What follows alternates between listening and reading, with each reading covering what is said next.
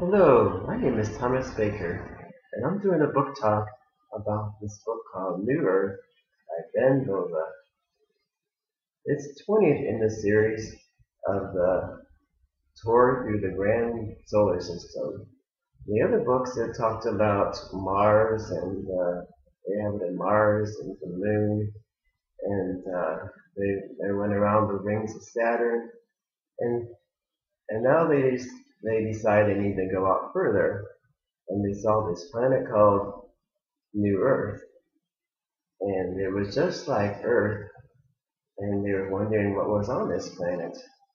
Well, they were in this rocket, and they got in this cryonic fluid, which sustained their body, and it takes them 80 years to get up to this planet, and they only aged 12 years, so that's really nice.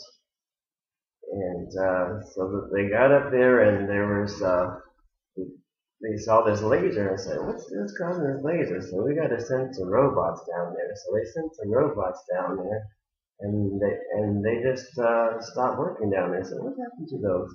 And so it's like, well, we got to find out what happened to them. So there was a group of 5 scientists that went down there to check it out, and this the leader was one of them and his brother, and the leader's name was Jordan.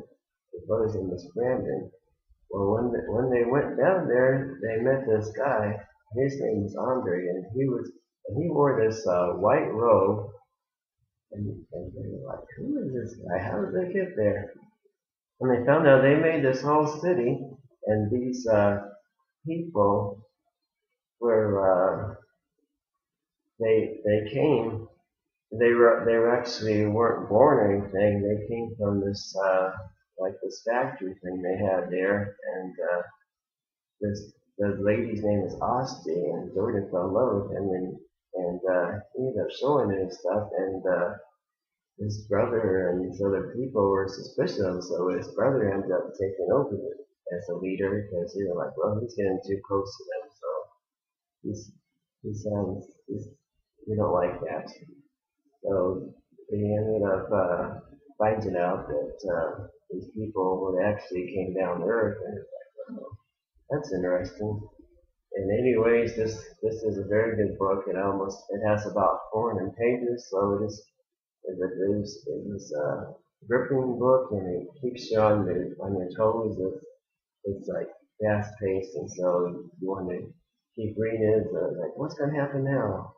So I encourage you to read this book, especially if you like science fiction. Thank you very much.